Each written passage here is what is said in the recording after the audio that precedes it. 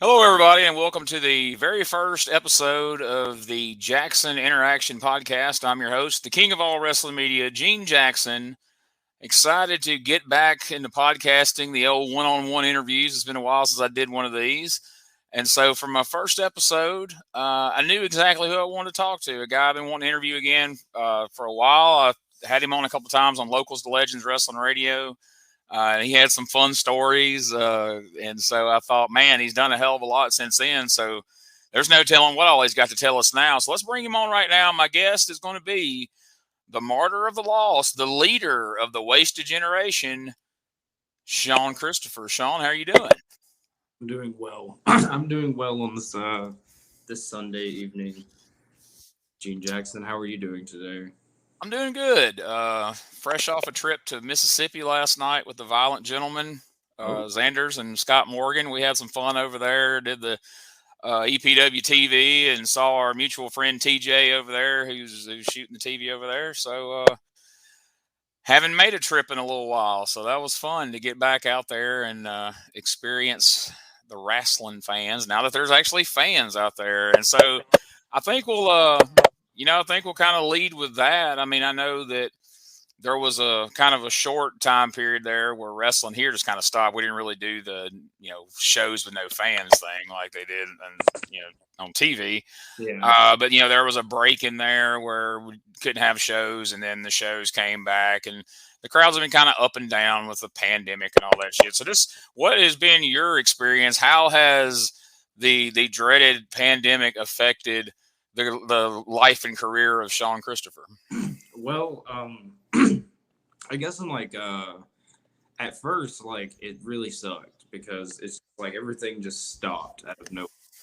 And I remember I had like the SCI. There was like something with the SCI that was I was supposed to do, and I had like a couple like cool bookings that I was like super looking forward to before, Yeah. and I'll just kind of like shut it all down. But then also at the same time, it kind of gave me a chance to reflect like on what I was doing at the time, which is nothing like I'm doing now, and just reflect like, is this really what I want to do? Like, is this what I want Shean Christopher to be? And so yeah, so like it has its positives and negatives. Like I did do a few of like the the no fan wrestling shows, but they at least had like, Mhm. wrestlers there that were I mean sometimes better than the actual like fans who are just They knew how to react and what they should be doing. exactly the fans just sitting on their phones like fucking 50% of the show. But yeah, so like those were weird, but I mean it's cool to have fans back, but I've also kind of like been spoiled of like not being around, the fans as far as like very close like contact interact Right. with the people. So I was a little spoiled by that. Now like it all just getting like shoved back in my face. So, like all these people just coming up to me pretending like we didn't not still currently going through a pandemic is a little strange, but it'll just take some adjusting. Yeah, because like it seems like here recently everybody's woke up one day like, you know what, we're done with this shit. We're just gonna act like none of this happened and it's not going on. And yeah, I I can see from when you're dealing with the amount of people you guys are how that could be worrisome. To say the least. You kind of touched on something there, and kind of what I wanted, kind of the crux of the interview to sort of be.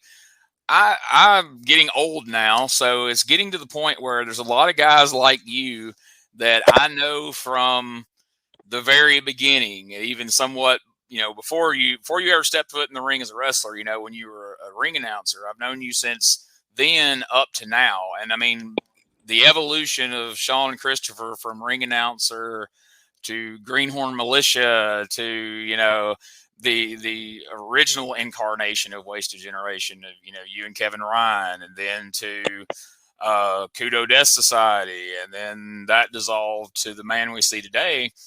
Has been an interesting journey, to say the least. But I know when Crunk went away and all of a sudden the ADS just kind of dissolved. I mean, I don't know. I'm just speculating, but I don't think that's probably was something that was planned out far in the future. It's kind of like, well, he's gone. Fuck, we do now. And so I know there were some people that were, like when you first turned, you were kind of on your own and you kind of formed this stable of your own, even though y'all had previously used the name Wasted Generation. Obviously, the current incarnation of Wasted Generation in no way resembles what that was before.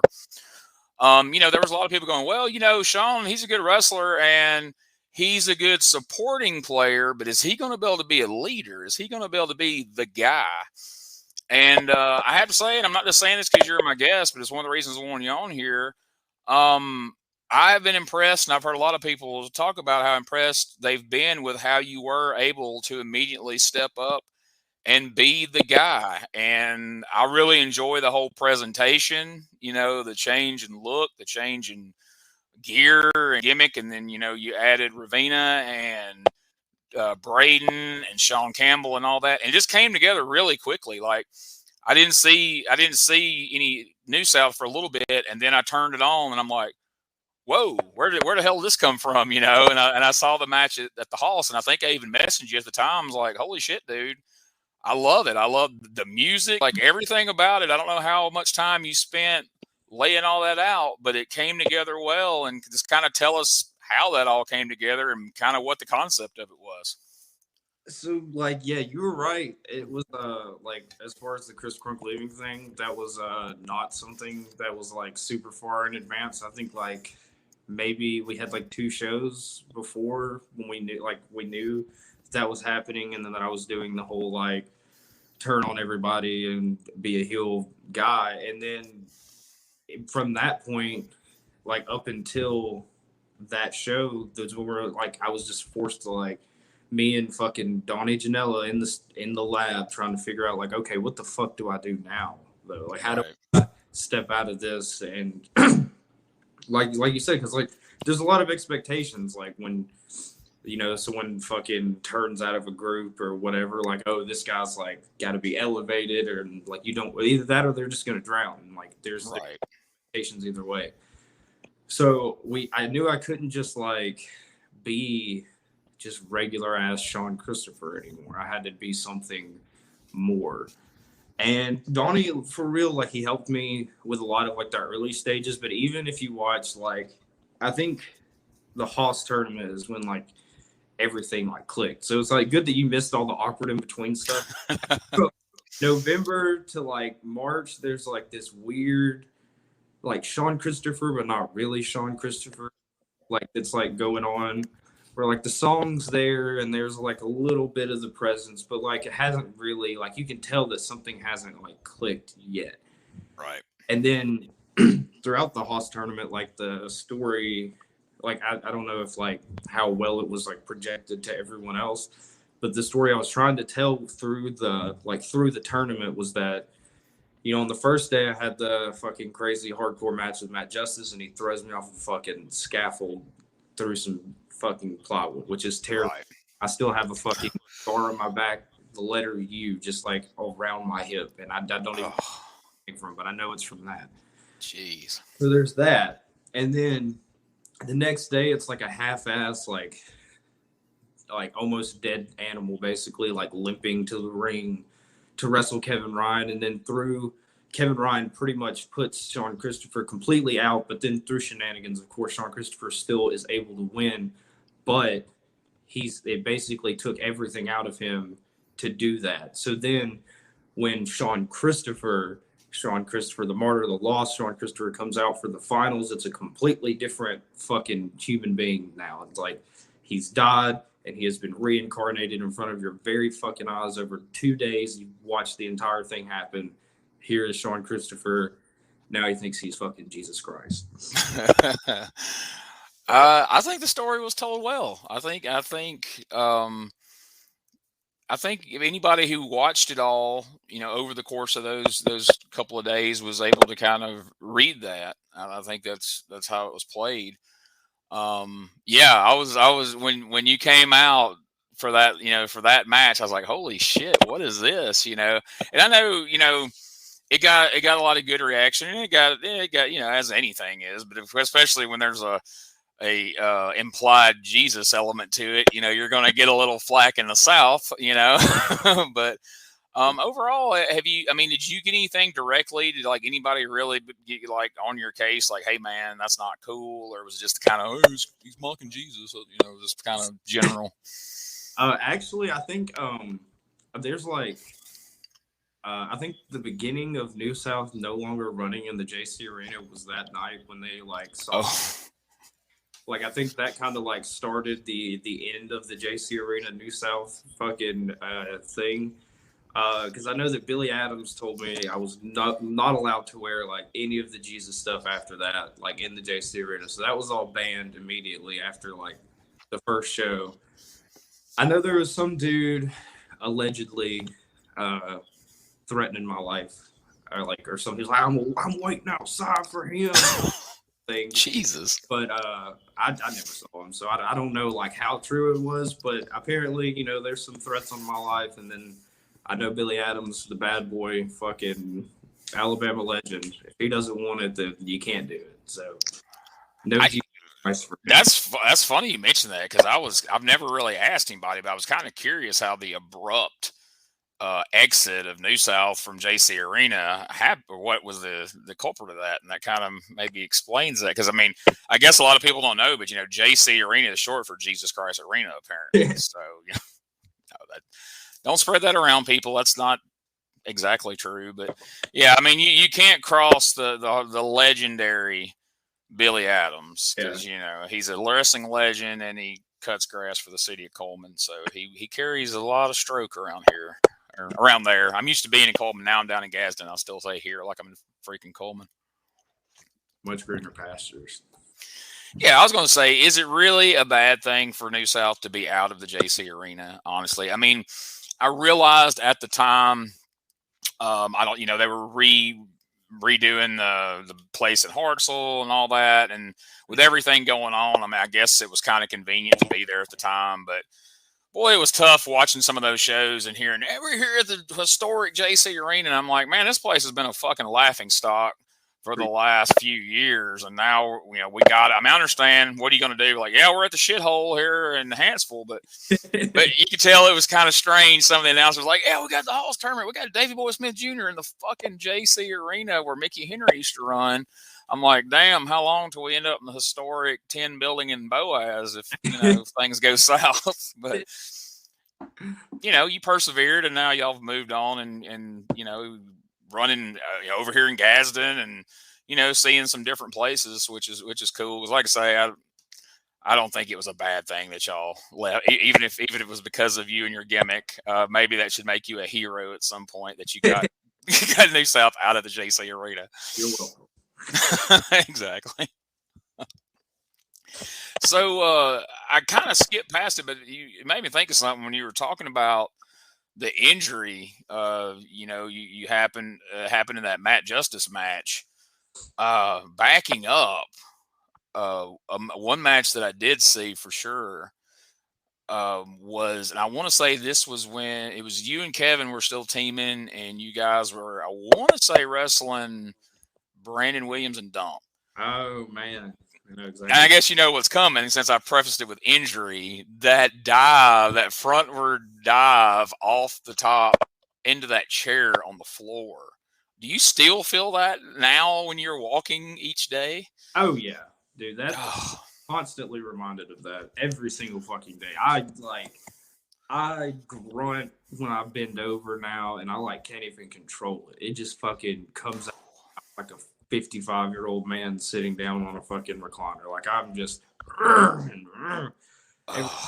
but that's all and the worst part, complete accident. Like it looks real cool, and I like to think, yeah, dude, it was definitely planned like that, and I'm just fucking crazy. See, everyone after that happened, everyone labels me as oh, Shean Christopher's fucking crazy. He'll do anything.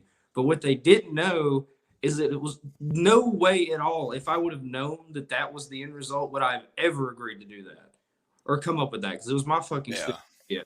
But my theory was, if I jump off the top and I hit the top of the chair, my back will land on that part and it will slap the concrete and make a loud ass noise, but I can just kind of roll off the top of the chair. What I didn't plan on is the chair not really being there at all Yeah. when I flipped. So I just hit the straight fucking concrete. And I remember every single fucking limb in my body just completely went numb. And I was like, oh, great. I am laying here on the floor of the historic fucking JC Arena. And Because that's where you want your career to be ended. I'm lying right How'd you end up in that wheelchair? Well, it all started at the JC Arena in Hansville. the same place fucking is wrestling the Executioner for the SCPW fucking. That's right. Ended. I remember watching that, and it was kind of one of those deals where I was doing something on the computer and watching at the same time, and I just looked up right as you were going to the top, and I looked and like, all right, he's going to the top. There's a chair, and Brandon's obviously getting ready to move here. You can see his legs already tensing up. Yeah. And when you dove, I was like, oh, and then you hit, and I rewound it like 3 or 4 times. I was like, holy fuck. Like, oh my God, how is he not going to be crippled after that? And when you were back up finishing the match, I was stunned because as soon as you hit the ground, I was like, oh, that's it, man. Like, he's going to be in a goddamn wheelchair. Yeah. And that's the thing too, like, all these guys, like I said, that I know that I've kind of known from the beginning and watched your career and especially like my friends that do these dumbass death matches. Oh, like, it hurts me to watch you guys do crazy shit because, I'm like, oh God, man, don't do that. Don't do that. Age boy.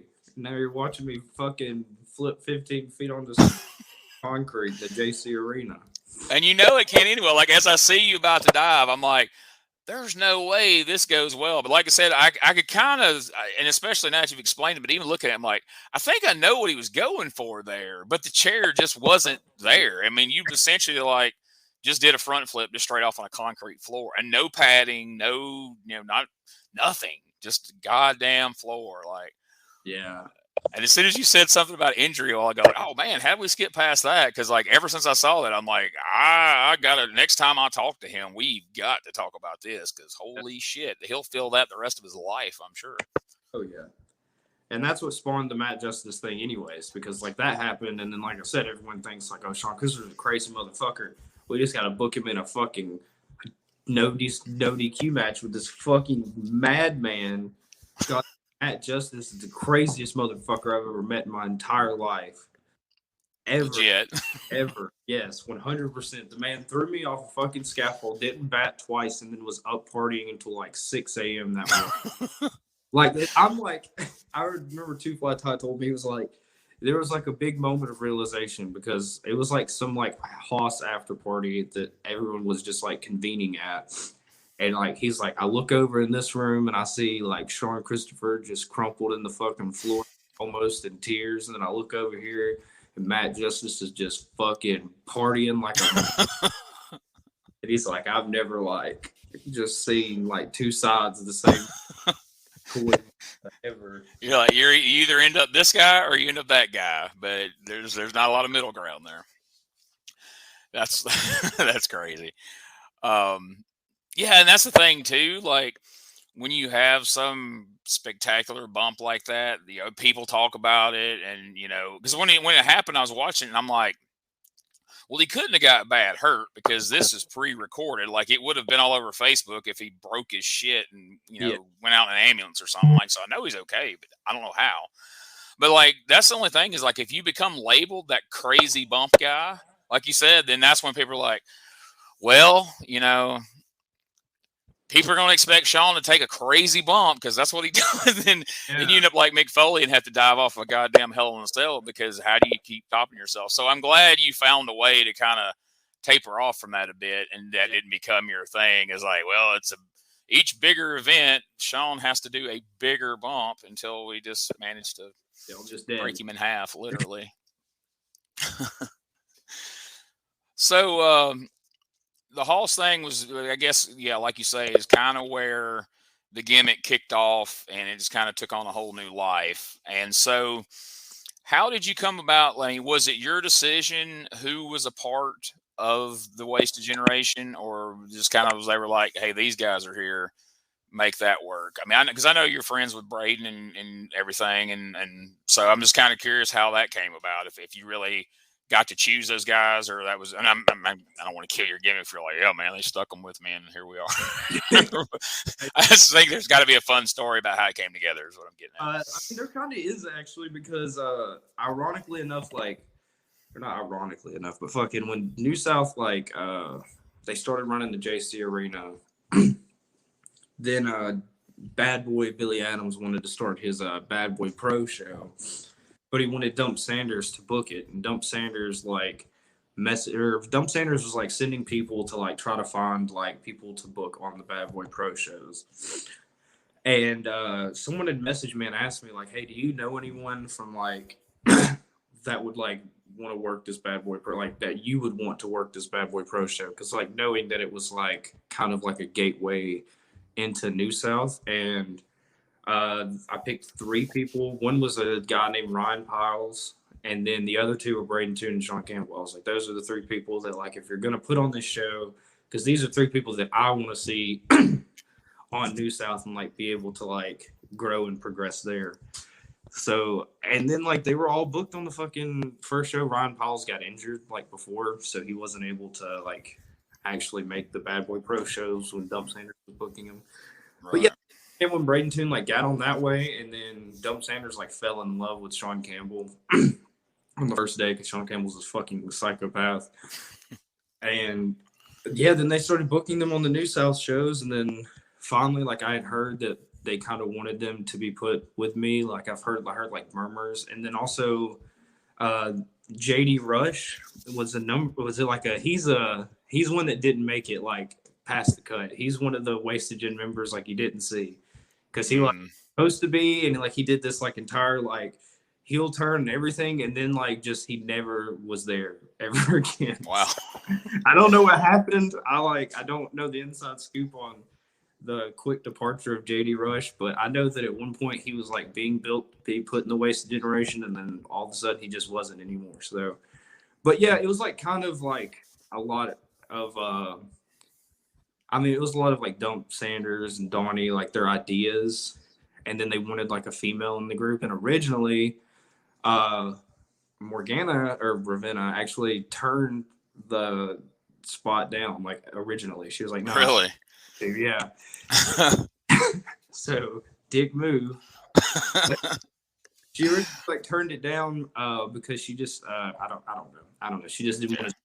And I was like, cool, whatever. So then they like started pitching like other people, and then finally I was like, I just like can't imagine this like without like her being in it because she just fit it so perfect, and she was like at all the New South shows anyways. I was like, it just doesn't make sense why we wouldn't.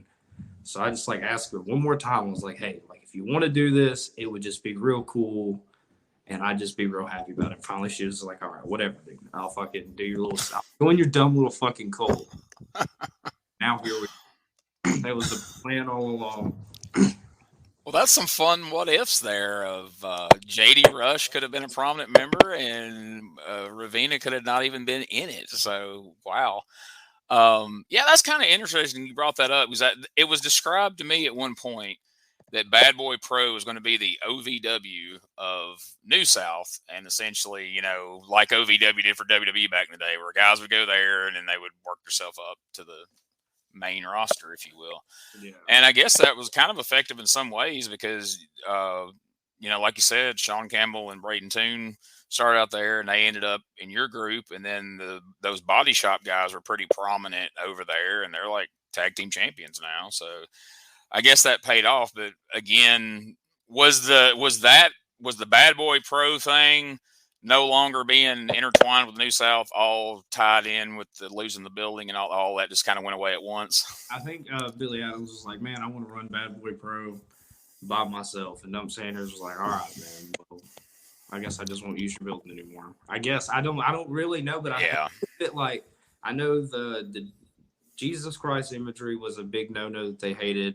And definitely the Bad Boy Pro New South relationship was an issue. And then cussing, like they didn't like us cussing before the shows because like they would have like at like 2 p.m. they for whatever reason have like their fucking 12 nieces and nephews running around the fucking building while the entire wrestling trying to be set up.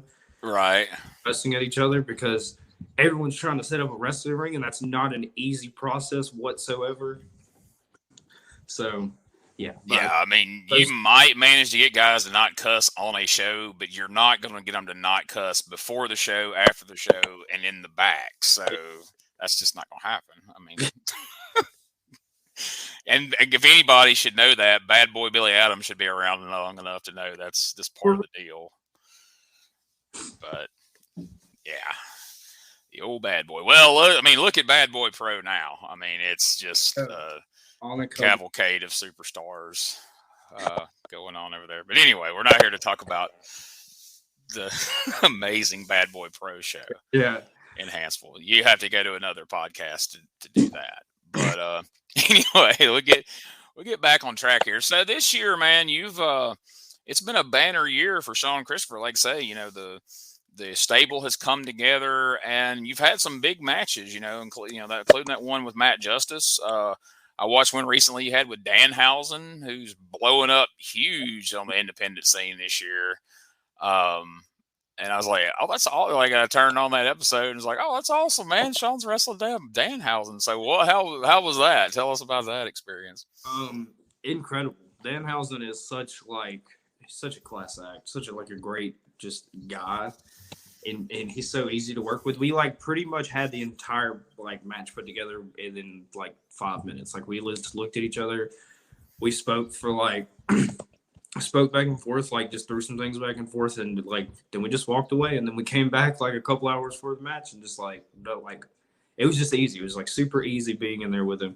And this was also I think I wrestled him, and then literally the day afterwards, the Conan or the Conan podcast came out with him on it. Yeah, The Rock started talking about him, and then started talking about him because at the time I was like, oh, this is Danhausen. It's a big deal. He's on ROH, and he's this huge indie star.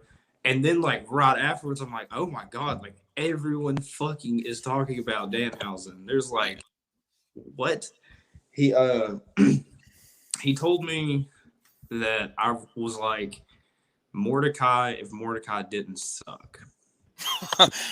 That's high praise, actually, because that character had so much potential. Yeah. And you could tell the way they led into it, they had high hopes and good intentions for him, but unfortunately I just don't think the guy portraying him was able to carry out what they wanted. So that's actually a pretty big compliment, I would think. I was that's the best praise I could possibly get. Mordecai, you gotta. If you ever put a resume together, you've got to put that on there. Danhausen said, "I was like Mordecai. Mordecai didn't suck." But yeah, I mean, they're saying now that I guess Bray Wyatt's tweeted out some stuff implying that he would like to team with Danhausen when he comes back to wrestling and all this shit. So yeah, I mean, that dude is blowing up huge. Yeah, dude, he really has blown up. Just and I think he's one of the people that the pandemic kind of benefited in a way, because he's just so entertaining online, to where people just have nothing else to do, and they're they can't go to any wrestling shows. They could just fucking watch little 45-second clips of Danhausen saying stupid shit on the internet through the entirety of 2020. And then he became everyone's favorite wrestler. And then when wrestling came back, he was booked everywhere, and everyone was like, "Oh, he's a good wrestler too." As long as exactly, because that's how I came aware of him, was watching clips on YouTube, and I'd probably seen 50 Danhausen videos before I ever even saw him inside of a ring. Yeah. And then when I saw him the Mike Bennett match, I think is what I saw first from when he came to New South, and I was like, holy shit, because you just assume when somebody has that much of a gimmick, they're like, all right, well, he's compensating for something. It's completely a gimmick. I'm sure it's all comedy when he gets in the ring, and there's nothing wrong with that. Then when you got in, you see him fucking work, oh my god, this guy, he don't even really need the gimmick. I mean, it definitely helps. Yeah. And I think a lot of people should have followed that, during the pandemic, when so many people were sitting at home, whether they were quarantined or their work was shut down or whatever. If people would have pumped out a lot more videos and stuff to get their characters over, I think a lot of people probably could have had that kind of payoff when the fans came back. But he certainly cashed in on more than anybody I've seen. Yeah.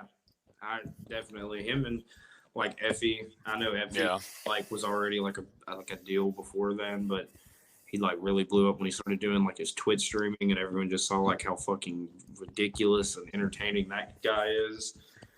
I wish then like that I had already like had this entire idea and like could have actually like put out stuff for it, but instead I just like sat around playing fucking with Tyler Franks for months.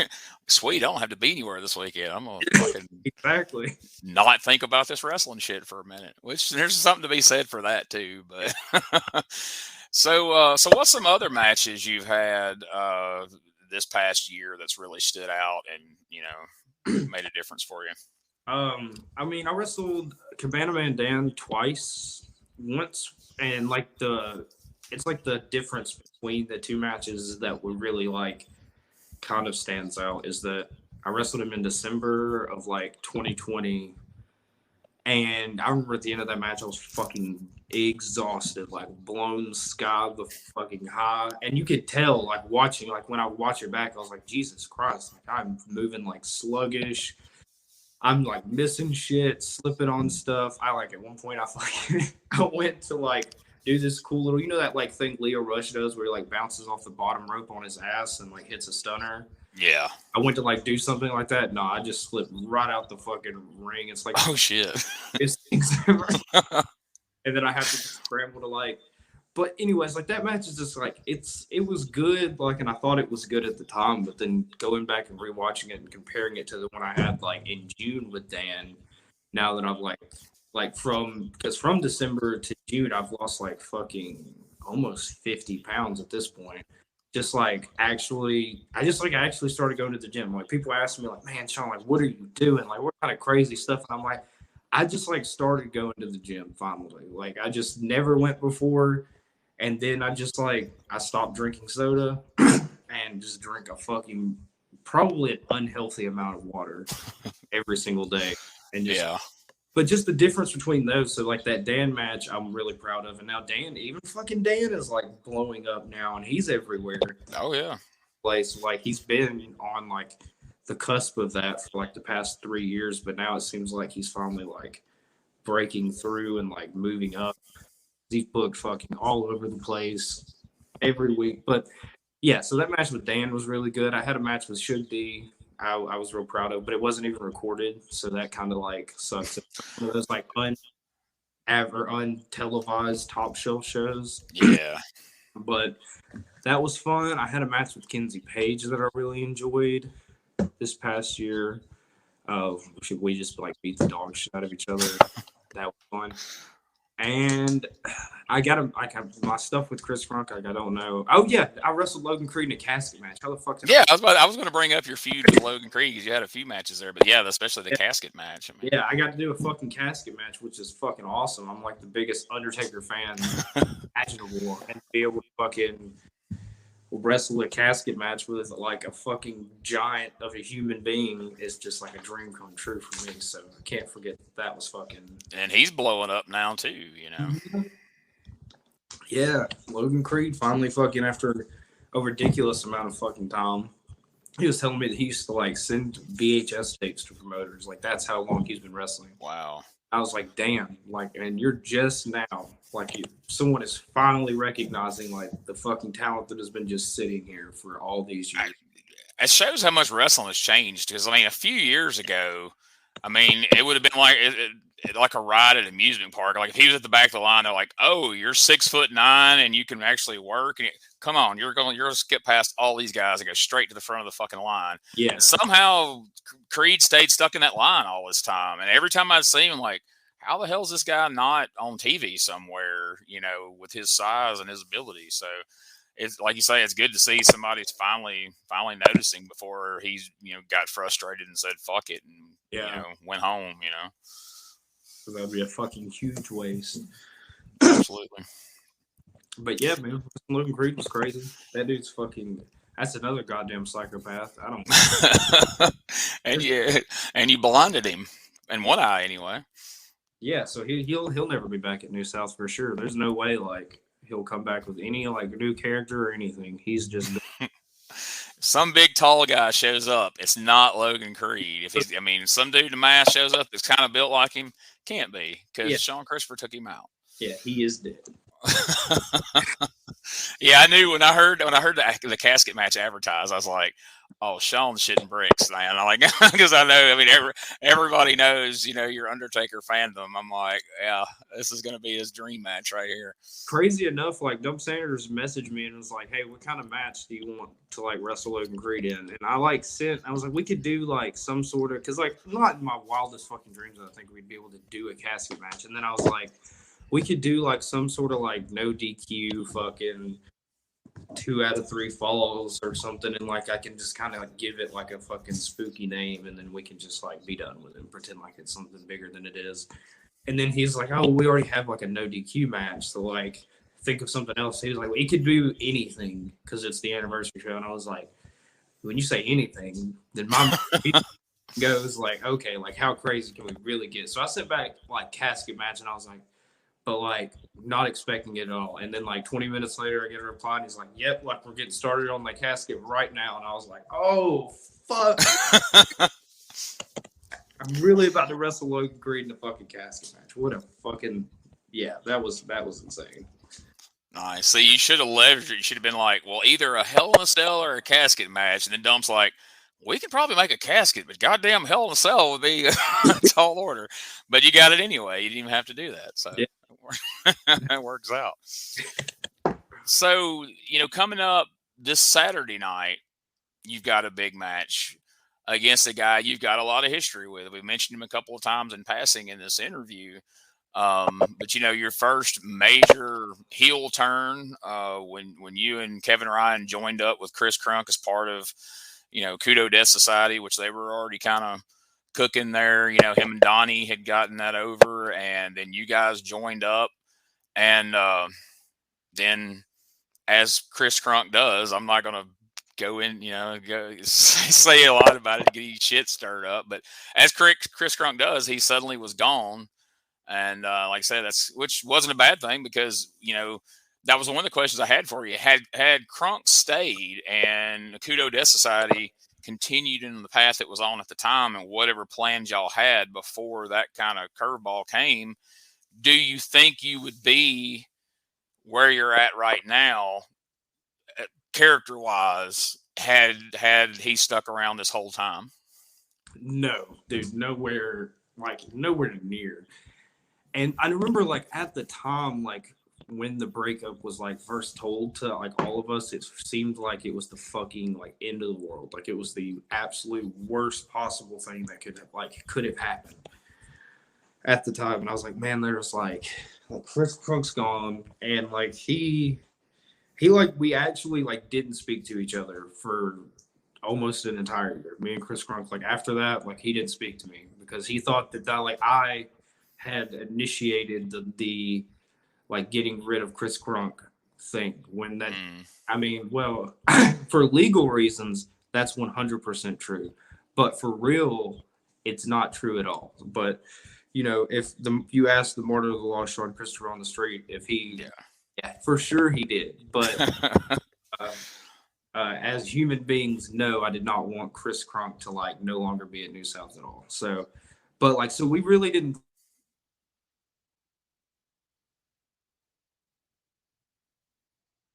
Hey, your sound's gone. Okay, am I? There we go. Now you're okay. back.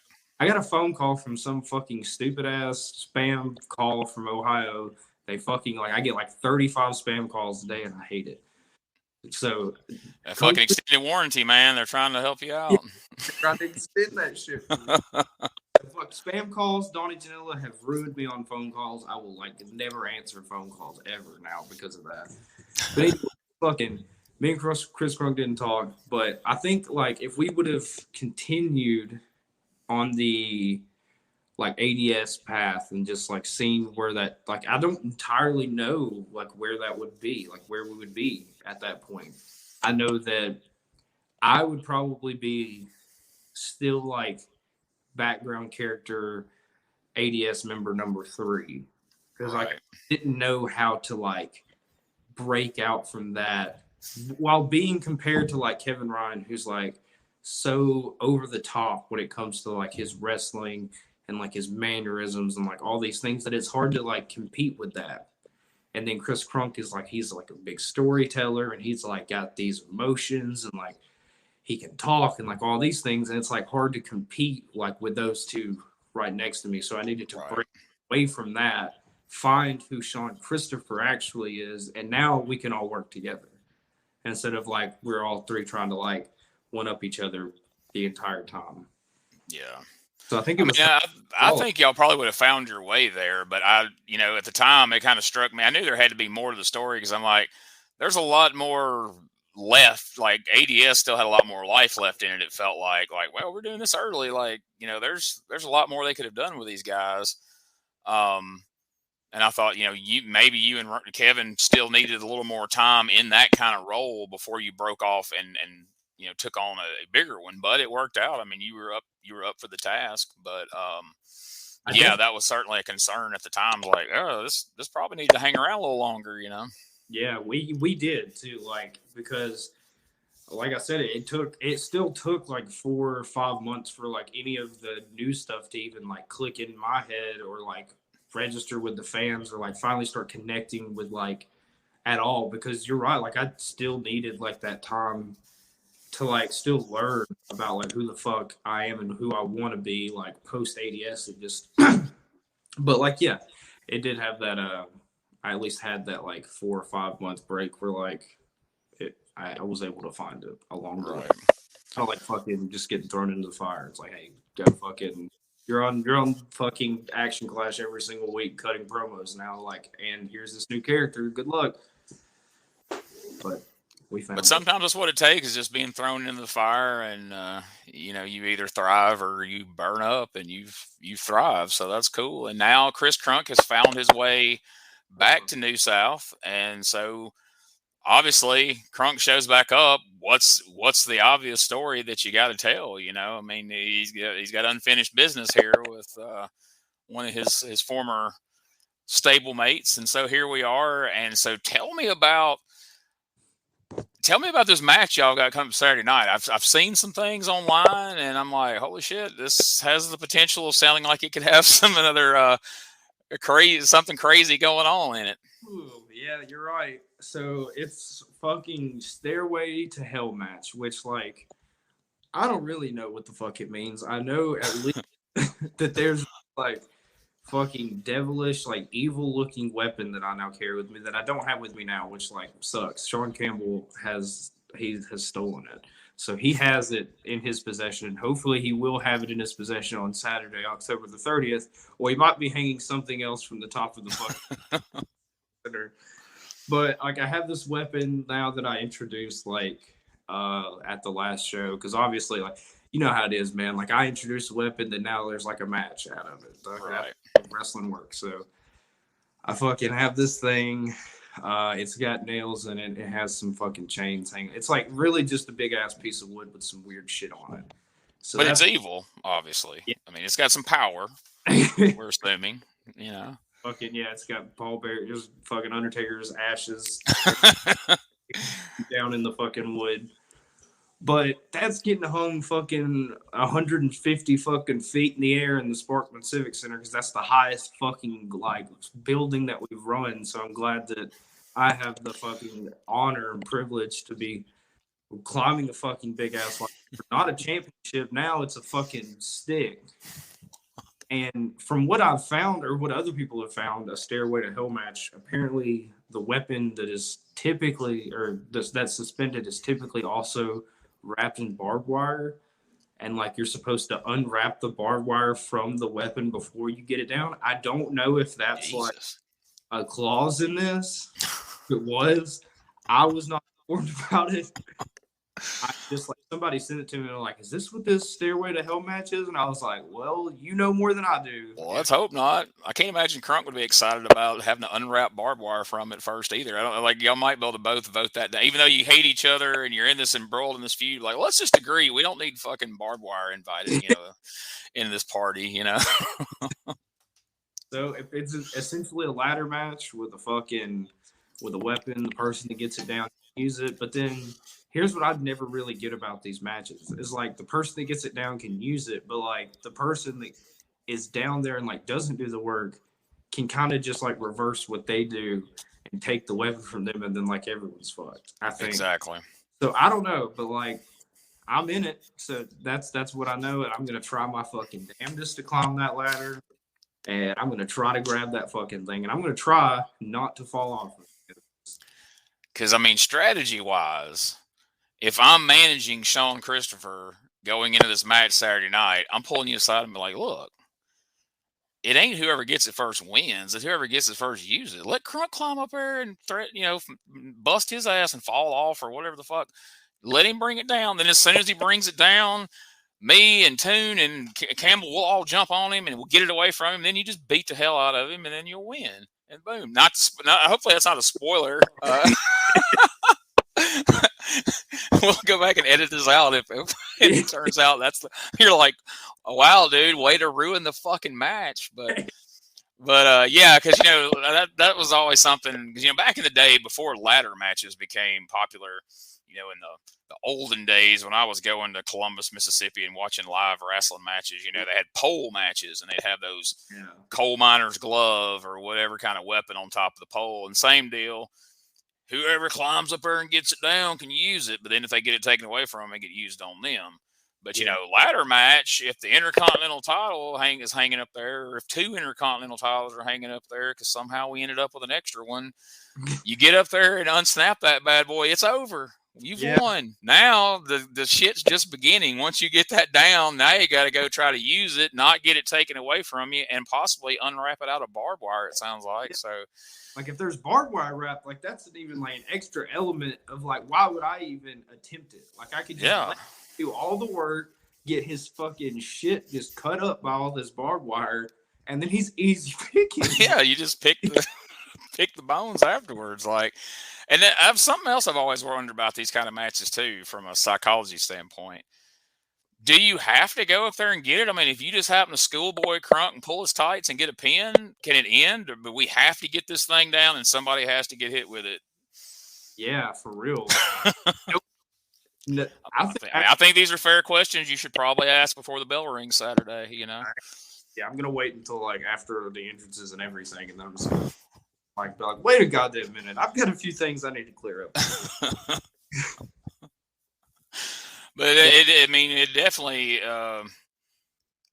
is going to. I mean, it's one of those matches where when you describe all those elements and Shean Christopher's involved, you're like, well, some crazy shit's going to happen. We're going to need to buy a ticket. We're going to need to go down there and see this because you've got all this bad blood. And like you said, at this point now, we've got over a year that this has all, boiled over in the time since he went away and y'all split up, and then now he's back. And, I figured there's an element of, hey, you've been gone for a year and I've been here busting my ass and doing what I can to become the man. You're not just going to stroll back in here and beat my ass. You're going to fucking, work your way up the ladder, literally, apparently Saturday night. So there's a lot of elements to the story. So, and that's one thing I'll say for New South. You guys are good at telling stories. It's not just, on so many indie shows, it's just all about the spots and it's all just, about matches. But you guys do a good job of telling stories and drawing people in, and people kind of have to follow along because they do. I mean, like I say, this is a story now that's played out for over a year. What other indie can you say in recent times have had storylines that stretch out, for over a year before you finally see some kind of payoff to it? So, yeah. So speaking of other indies, so I know recently you've been over in Georgia at a couple of Southern Honor shows. It's been said online. I don't know.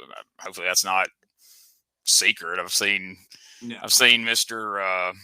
God, I'm blanking out his name. He's been on the show before. Who's the guy that does all the reports over there? Larry Goodman. So it was in Larry Goodman's report, so I figure it's public knowledge. But so what was your opinion of just being backstage and seeing how the show was ran and everything, what was your opinion? I mean, you don't have to compare and contrast it to New South because I mean that's your main show, but just going over there and having worked as many shows as you have across the South, what was your opinion of Southern Honor and what was your takeaway from it? I actually I really enjoy like the locker room over there. At least like the people, like all the performers are like real cool. For the most part, like there is. I mean, everywhere has like they're Oh yeah, like fuck them, but it's actually ran like uh, it's so weird because it's like a super tight, like tightly run ship, but also like the inmates are running the asylum all like kind of at the same time. To where like mm, there's like a sheet that's like real detailed, like way more detailed than like I would ever see pretty much anywhere else I've wrestled, but like super detailed, like what the finish and like kind of like what throughout the match, things like that I yeah, typically see at other places. But also, it just seems like for the most part, like some of those are like use the suggestions as opposed to like concrete what they are. right, So, specifically, like the last show, I was there was like this big like 8 man or fucking I don't remember 6 man like cage match or whatever, and I was like reading the match like just ended, and I'd watched the finish, and I went back and just like read the sheet, and I was reading the finish, and I was like, this is what's like so weird because like none of this happened on this sheet, like none of that happened, like it's like nothing even resembling it happened. So like I don't, but yeah, so like it's like not a bad place. Gary Lamb, like Jesus Christ, man, it's like he just talks a lot of shit. yes, But like at the end of the day, like I don't really uh like associate like speak to him ever when I'm there. He like casually says hello to like Morgana, like, and that's pretty much all I see of him. yeah. So like I enjoyed it. I enjoyed it more than I like thought I would originally when it was all like fuck Southern Honor and fucking New South for life, brother. When that was the fucking Yeah. that was the thing that had to happen. Everyone had to pick sides on the Alabama wrestling war And I bullshit. was like, they're all the way over there in Georgia. These guys are in Alabama. Obviously, somebody from New South left that fucking shirt over there because Gary Lamb didn't buy a goddamn New South hoodie to put it Yeah. on the toilet. So somebody left it there. And we can kind of do the math on who from New South was wrestling there at the time, who could have accidentally left it there or on purpose or whatever. But Yeah. yeah, I didn't notice how. I mean, I didn't understand how that blew up like it did. But then again, how does any of this shit For that real. ever gets stirred up, get Yeah. blown up? And because it's shit that doesn't matter. Like it's not like you guys are really in any kind of competition. Yeah, you're both on IWTV, but you're not fighting for. You're not airing on the same night. You're not fighting for the same crowd. So why? But like you said, Gary's a big shit talker. I mean, we had him on me and Xanders had him on the show. Who did you? Yeah, about a year ago. Oh, Right in the midst of all that, honestly, is when that was kind of at the height of that shit. And I didn't know the guy from Adam. Xanders invited him on. He's like, "Hey, I'm gonna get Larry, or not Larry, fucking Gary Lamb from Southern Honor to come on." I'm like, "Who the fuck's that?" I really wasn't familiar with him. I'd seen a couple of them shows on IWTV, or seen like parts of them. I'd never watched all the way through. And we brought him on. I mean, he's a nice guy, but I was just shocked at how little he knew about wrestling, and really how little he seemed to really care to know about wrestling. It's like he lets Dylan do all the booking and all that, and he just kind of gets online and hypes it up and talks a lot of shit. And I had to unfollow him a long time ago because I just couldn't read that shit every day in and day out. But he's a lot. But yeah, he really like has no idea how wrestling works. It's real wild that, and like you said, he like doesn't have any desire to like even pretend like he wants to understand. He's like, fuck it. I mean, I'm just here. I he's just like, I started running the show. I mean, I kind of knew who Sting was, but I mean, really, I like he was booking like Kyle Matthews and all these indie guys he'd never heard of them. They'd never laid eyes on them, And I was like, wow, that's crazy. it's really just like kind of fell into your lap, and you're like one of the luckiest guys like in wrestling, like to have all this talent just kind of sitting in your locker room. You And don't know who the hell none of them are, or what they're, what it means to have them there. But yeah. uh, you know, Whatever, man. But yeah, I don't know. I was just kind of interested because like I haven't everybody else that I've talked to off the show and on are a big part of the roster, so they're drinking the Kool-Aid. So you can't really get an honest answer. I was like, well, I'm gonna ask Sean because he was there, but it's not like I know why he was there, so it's not like he's gonna have a reason. I mean, I know you're not gonna come here and bury him, but at the same time, you're gonna be like, oh yes, it was the greatest experience of my life, and they've really got wrestling figured out over there, man. Like it's all because that's how everybody else is. Like it's not ran like any other show in the world. I mean, it's like a mini WWE, and like Uh, really, uh, really. uh, yeah, I know. Like it seems like there's that sheet that like kind of runs through everything, but the thing that I feel is missing is like a meeting or like a meeting like with individual matches to like kind of because like yeah, it's easier to like portray it like from what I'm me telling you or like Yeah. trying to explain to you what I want as opposed to just reading it from a sheet and then trying to interpret that yourself. So I think like that's what would be like missing as opposed to like running the Southern Honor fucking the ship more smoothly. Right. Fucking grammar words. So, like I said, this Saturday night, October 30th, New South and Hartselle, you're going to be taking on Chris Crunk in a Stairway to Hell match. Suggest everybody, come out and check that out. But besides that, what do you see in the future for Shean Christopher? What's your goals? What's next? Oh man, that's a rough question. Or like right now, especially because I've like kind of been more recently kind of figuring out like or trying to figure out like what do I want out of all this? Like that's been a question on my mind a lot lately. Anyways, but I know that like I want to beat Chris Crunk on October 30th for sure. Uh, I want to get through like the rest of this year. Is really just like I don't have a lot going on for the rest of the year. I know there's a show I have actually Friday that I haven't actually been announced for yet, so I don't know if like well I mean at this point like I should whatever dude. It's fucking I'm doing Journey Pro in Missouri on Friday. For Nice. fucking Stairway to Hell match. So that's cool. Like I've never wrestled in Missouri before, so that's like a good step in the right direction because like New South's great, but like I feel like I've kind of gotten comfortable, like too comfortable there to where like I just like I'm there all the time and it's kind of becoming like what I would say like Pro South kind of used to be to me to where it just Yeah. seems just I'm there just because like I have to be there. Like I'm just it's kind of like a just It's repetition. not a knock on it, but it's your comfort zone. It's like, I'm just too comfortable there. yeah, I like find something to like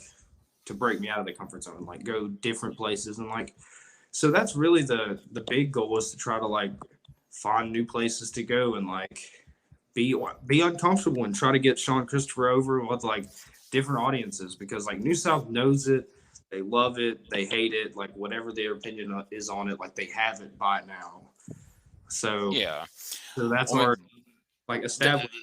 that puts a whole nother spin on it because having the benefit of having done all this television and built the story from day one there, when you come out Saturday night, all you have to do is come out and have your match with Chris Crunk because the New South audience, they know who Shean Christopher is. They know who your members of your stable are. They know why you're there to wrestle Chris Crunk. They know what your issue is. But when you go to Missouri and walk through that curtain, you've got to figure out, okay, how from the time I leave the curtain to get to the ring and the bell rings, how do I let these brand new crowd of people know who I am, what I'm about, why I'm here, and what they can expect? And that Exactly. is that's a huge challenge because that's a lot to tell in the 20, 30 feet, whatever it is that's going to be, if you get out in the ring. So Yeah. and that to me is the fun part. I'm the same way, man. Back when I was managing and wrestling and all that shit, Pro South was fun for a long time because it was a very vocal crowd. But after a while, it's like, man, I've said every hateful thing I know to say to them. They've said every hateful thing they know to say to me. but to go somewhere new where when I come through the curtain, they're like, is this, I mean, he's coming out the heel side or he's coming out first, so he's got to be a bad guy. Yeah. But, then when you hit them with it and then they go, oh God, fuck this guy, that was like, gave me the rush whenever I went and could win over, I didn't really win over, but make a new bunch of people hate me for a new reason. It was fun. And that's the challenge. And like you say, once you've been somewhere for a while and your story's been told, it starts getting challenging to make that fun or make it even interesting. It's like, oh, they already know, and Yeah. they already decided they like me, they hate me, or whatever. Is tonight really going to make that big a difference? And that's not to downplay your role there. I'm sure there's plenty more for you to do, plenty more stories to tell. I'm sure at some point you'd like to get a hold of that big gold belt at New South, but it's only going to make you a better performer to go these other places and, continue to learn how to get that character over in front of different audiences. Exactly. Exactly. So right now that's the big goal is to like try to figure out like who Shean Christopher is outside of New South, like how to portray and like get that over, like you said, in the 45 seconds before a match that I have to like do that in front of a new crowd. So that's what I'm looking forward to is to like getting out and doing that again because it's Well, I feel like your entrance and everything, you do a good job of that. I feel like, I mean, I know you kind of said there's a Jesus Christ element to it enough to lose a building over, but yeah, I've kind of, to me, I've felt like it's like a modern take on Raven in a lot of ways. yeah, I don't know how much old ECW or his time in WCW you watched, but he was kind of a cult leader-esque type, and he had the guys underneath him that it was all about getting Raven the win, getting, they would sacrifice themselves to, for the betterment of Raven. And that's kind of how I felt, the presentation of your characters is, Sean and Braden is there to make sure that, Shean Christopher, gets what he needs, whatever that situation may call for. I mean, yeah, they were tag champions and stuff, and that's cool too. But that's just kind of how I take. Not to say that you do anything that's ripping him off or anything. It's like, oh well, he's doing Raven. But I'm just saying it's a similar dynamic, yeah. but with a completely unique take on it. And like I definitely like, as soon as like the idea even like passed that like any of this was like gonna be done, like the first thing I did was I went to fucking ECW and I watched a shit ton of like old Raven. I was like, the first step was like, okay, well I need to see like how this is done in a wrestling aspect, and then after that it was like I just sat in like a room for like literally like 3 full days and like didn't leave and just watched like cult leaders talk and like they're fucking like seeing how they acted and their mannerisms and giving their speeches and like how their followers reacted to them and like all these things, just trying to like analyze how these people fucking work and like how their brains are. And then like also see like it's wild to see like Raven, to like start out with Raven and watch him do it in like a wrestling aspect and then watch the cult leader thing and just be like Raven really had this shit like perfect. Like I could not, Yeah. like I can try to add or like take things away, but like he just kind of found like the perfect fucking like blend of the two. Yeah. You can tell he did a lot of studying like that too. And Scott Levy's a very intelligent guy. If when you watch, shoot interviews and some of those training tapes he did and things like that. But I mean, it impresses me that you did that. That you didn't just study wrestling tapes. You studied, cult leaders and people, outside the wrestling bubble. Because that to me is what really gets a character over. Because that's what a lot of people do. Is like, well, I'm going to do this wrestling character, so I'm going to study every wrestling character that did something similar. Yeah. And so they just come at everything from the wrestling side of it, or they're just like, well, I'm going to be a cult leader, so I'm going to dress like a cult leader. But they don't actually study up on how a cult leader acts, how they treat their people, how they interact with people. So the fact that you did that, I mean, I applaud you for that, because that work that you put in is paying off, because it never has to me come off like, okay, well, this is just the Shean Christopher we're all used to, dressing different and acting like something else. I mean, when you came out for that match at Hoss, you're like you said, it felt like you were watching a new character. You were watching somebody that is been recreated into something different, and that's what it's been since. And so I can tell you that the work you put in paid off, and it's continuing to pay off. And keep at it, man. Like I say, to imagine I'm sitting here, the little ring announcer I used to pick on at Pro South is sitting here with X's over his eyes, and we're talking about all the stuff that you've done in the last couple of years. Is pretty wild. Yeah, it is absolutely insane that like I saw like fucking Chastity, like the Pro South fan at like a Gadsden New South show like a couple months ago, and it just like hit me. I was like, this woman has literally watched my entire wrestling career. Like, and then like Gene Jackson, you're the first person that I literally ever interacted with like anything in wrestling at all. Like my first wrestling match, like run in or anything, was dressing as a fucking super soldier and running in on Gene Jackson in a big cage match. After you stole my shirt and stuck a pillow underneath it and took that picture, which I still laugh at, man. Like it's saved in my pictures on my computer, and I was looking for something a while back, and I scrolled across that picture. And I stop for a minute, laugh like that. Because the great thing was y'all didn't tell me y'all were going to do it. I used to just leave my shirt hanging back there sometimes, and I wouldn't take it with me. And I had left it back there, and it couldn't come when it was Halloween. It was the Halloween show. Yeah. And I couldn't be there that week. And I'm at home and scrolling through Facebook, and there they post a picture of you holding the baseball bat with a pillow under that shirt, which I thought was the funniest shit ever. But then I had to come back the next week acting just enraged and come back and punch you in the stomach over it and all that, which I had that picture too, the selfie we took right before I hit you in the stomach. And that's what I mean, man. Like I watched the cool shit you're doing. I'm like, man, I can't believe that's the kid that was the ring announcer that we did that silly stuff with, years ago. But here we are. Oh yeah, here we are. Well, man, I wish you luck this Saturday. Be safe in that Stairway to Hell match, because like I said, that reads like this could be another highlight on the Shean Christopher highlight reel, or low light, depending whether you're looking at it as from the fan perspective of holy shit, look at that, or the Shean Christopher's perspective of holy shit, I've got to try to get out of bed the next morning, and it's going to be a challenge. So stay safe, man. Good luck, and keep in touch, man. You're always welcome to come on anytime. I enjoy talking to you. You've always got some fun stories to tell, and just keep running the roads and making new ones, and we'll keep bringing you back and letting you tell them on here. Man, thank you, Gene. It's always a pleasure getting to chat with you. One of my favorite podcasters of all time, for real.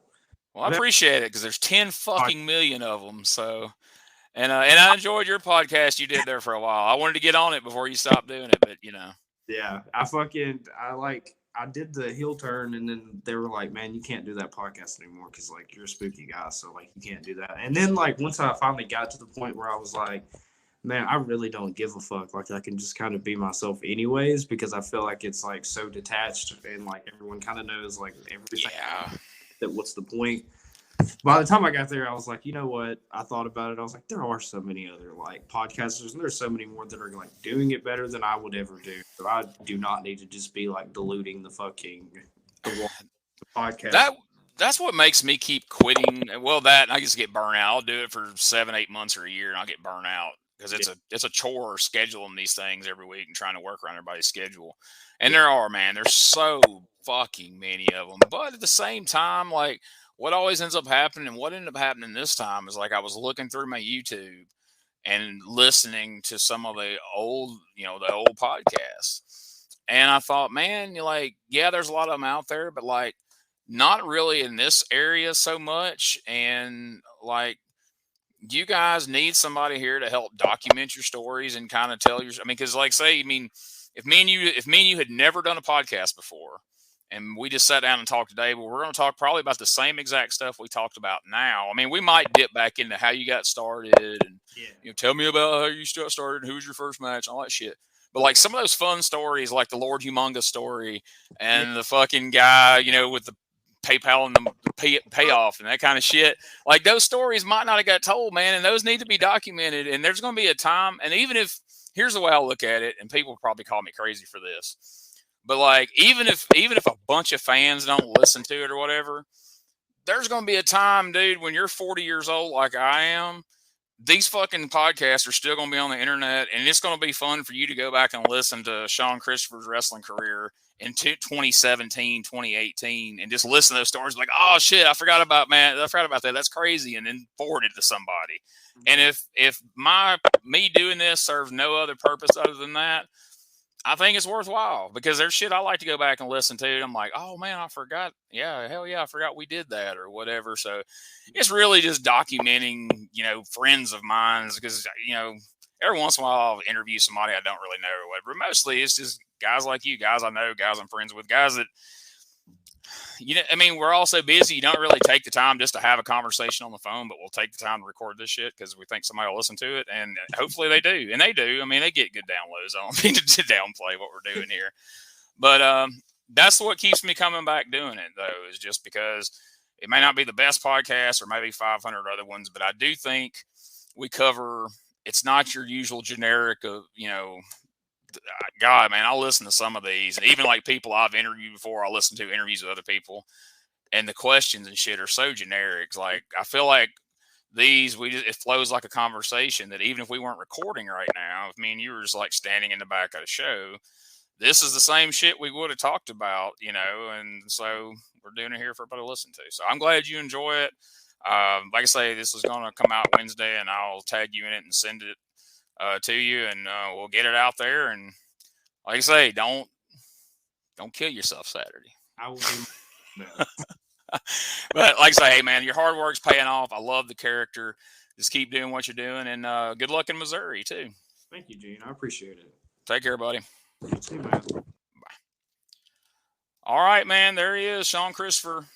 Like I say, he's a good guy, man. I've known him since he was the young punk doing the ring announcing. So he's out there. He's recreated himself a couple of times now, and I like what he's doing. If you want to check it out, if you haven't before, IWTV, go check out New South Action Clashes. Like you said, he's on there, almost every week, either wrestling or doing a promo, or his guys are out there. So check them out. And if you want to check out more of this podcast, if you want to add me on Facebook, if you want to follow me on Twitter, if you want to add me on Instagram, if you want to go to the YouTube page where all my old podcasts, or not all, but most of the old podcasts are, go to GeneJacksonPod.com.